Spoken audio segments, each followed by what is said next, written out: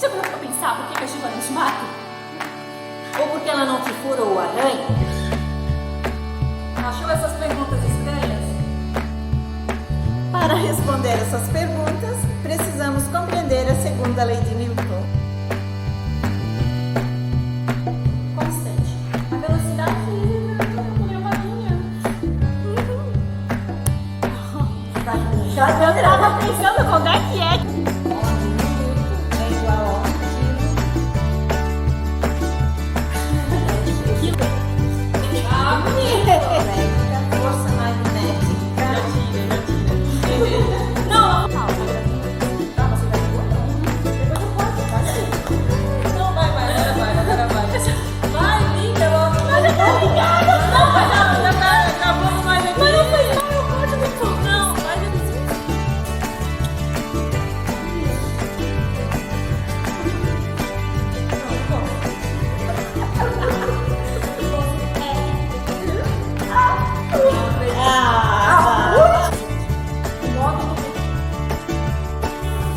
Pois é, cadê o resto? Tá aqui, né? Possui o peso possível. A velocidade. Aula de hoje. Demorar. Até a próxima.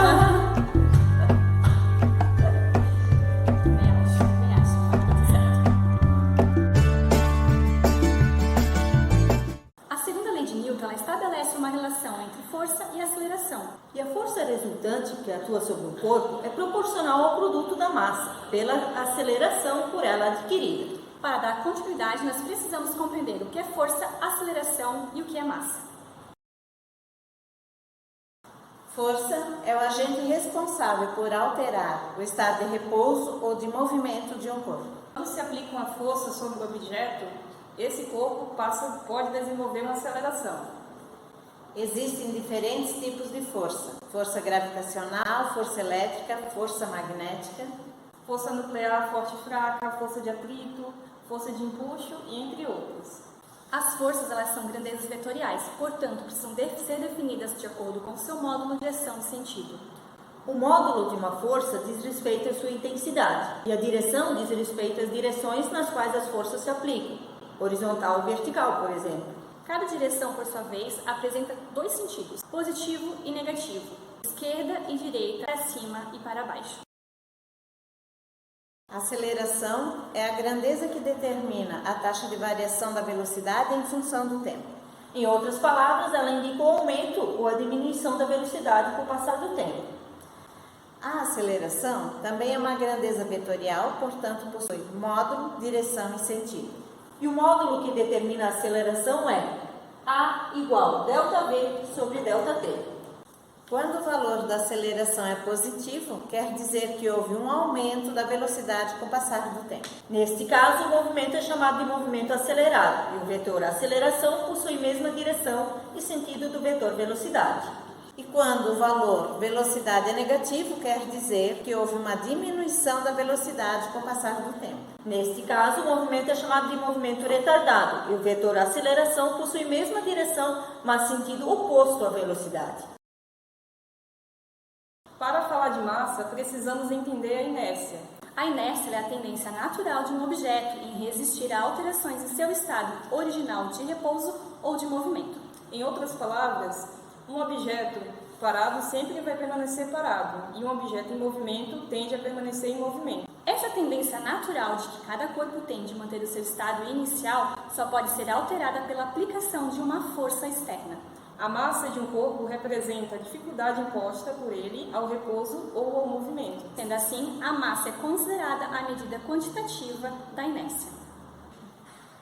De acordo com a segunda lei de Newton, para que se mude o estado de movimento de um objeto, é necessário exercer uma força sobre ele, que dependerá da sua aceleração. E a aceleração, que é definida como a variação da velocidade pelo tempo, terá o mesmo sentido da força aplicada. Ao aplicar uma força sobre um objeto, exercemos sobre ele a aceleração, que vai depender de sua massa. Podemos ver a partir deste exemplo que ao aplicar uma força de 2 newtons sobre um objeto, ele adquirirá uma aceleração maior quando a massa for de 0,5 kg e uma aceleração menor quando a massa for de 4 kg. Podemos representar a segunda lei de Newton pela fórmula Fr igual m vezes A. Fr é a força resultante, m a massa e A a aceleração. E a unidade no Sistema Internacional de Medidas para a Força é Newton, onde 1 Newton é igual a 1 kg metros por segundo ao quadrado. A massa é dada em quilogramas e a aceleração em metros por segundo ao quadrado. A segunda lei de Newton também é chamada de princípio fundamental da dinâmica.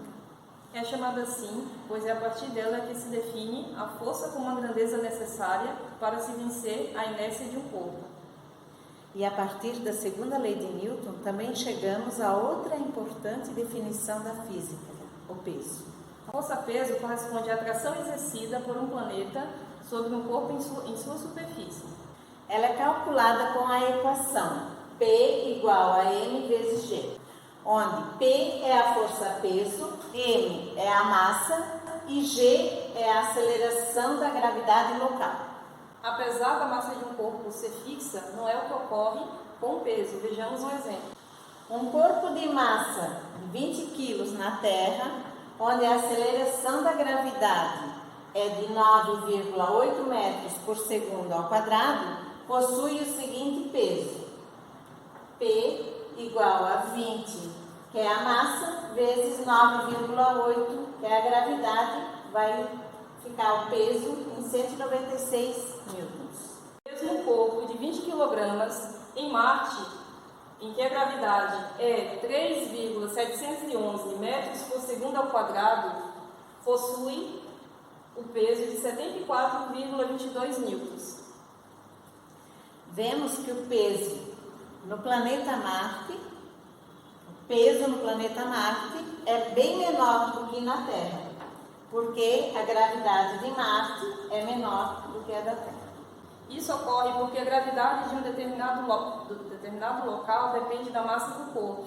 Como a massa de Marte é menor que o da Terra, ele também terá menor gravidade. A segunda lei de Newton é uma ferramenta muito poderosa que nos permite resolver muitos problemas importantes. Ela é tão poderosa que muitas vezes na física nós podemos desconsiderar o que nós chamamos de forças dissipativas, como o atrito e o ar de qualquer superfície ou fluido. E ainda assim, nós vamos obter resultados bem próximos do que nós teríamos da vida real, considerando essas coisas. Mas o que isso tudo tem a ver com as perguntas do início da aula? Sabe por que a chuva não mata, fura ou arranha? Porque ela sofre interação com outras forças durante a queda que deixam elas bem mais lentas do que gostariam. Ufa, que bom para nós, né? Para um bloco de gelo, numa superfície, os atritos eles são desprezíveis. Mas no caso de uma gota de chuva, o atrito com o ar ou a resistência que o ar oferece ao seu movimento, ele não é nada desprezível. Uma gotinha tem pouquíssima massa, se comparada com um bloco de gelo. Portanto, ela tem uma inércia bem menor. Isso significa que é muito fácil parar ela, ou alterar seu movimento de qualquer forma. Então, se não existisse ar no caminho da gota, durante a queda, a gravidade estaria causando um aumento constante da velocidade, de modo que uma única gota seria capaz de atingir o solo com 19.600 metros por segundo ao quadrado. Essa velocidade é 18 vezes maior que um tiro de um projétil de uma pistola do calibre 38. Com essa velocidade, uma gota seria capaz de fazer um estrago no ser humano, tranquilamente. Mas, para o nosso alívio, existe ar no caminho da gota e ele tem papel fundamental para que a gente não sofra com a queda dessas assassinas. A resistência do ar é um tipo de força que na física nós chamamos de força de arrasto. E a única coisa que a gente precisa saber aqui nessa aula é que a força aumenta à medida que a velocidade da gota aumenta. Então, isso significa que, à medida que a gota cai, a aceleração da gravidade faz a sua velocidade aumentar.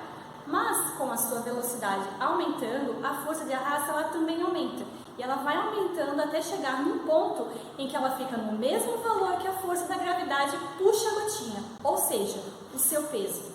A partir desse ponto, A força resultante sobre a gotinha será nula. E como aprendemos na primeira lei de Newton, quando a resultante das forças sobre o objeto é nula, ela continua em seu estado de movimento, só que sem aceleração.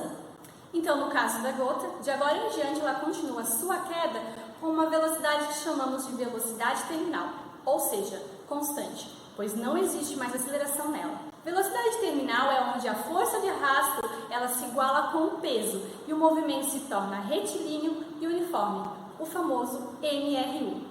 O que importa não é a ação de uma ou outra força isolada em um corpo, e sim a soma de todas. O que importa nesse tipo de análise é a força resultante.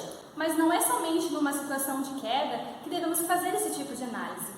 Um bloco de gelo sendo empurrado pode ser um caso. Entender qual é o limite de velocidade que um carro aguenta fazer uma curva sem derrapar pode ser outro. Ou até mesmo entender por que a chuva cai em gotas. E por que a chuva cai em gotas? Então, parte da resposta é um pouquinho complicada para ser tratada nessa aula, pois ela depende do entendimento da estrutura de um líquido, forças de coesão e outras interações que não são o foco dessa aula, e sim das próximas aulas. Mas um pedaço da resposta para isso também está na resistência do ar. Imagina um bloco de água caindo. A resistência do ar na queda desse bloco inevitavelmente já seria responsável por espalhar a água em gotas. Ela não cairia em blocos. É tipo igual pegar um balde e jogar a água. Ela não cai no formato do balde, ela se espalha. No fim das contas, se não fosse a resistência do ar, a água não só chegaria ao solo com uma velocidade devastadora, como também chegaria em forma de grandes blocos ao invés de pequenas gotas. Isso conclui nossa aula de hoje. Até a próxima!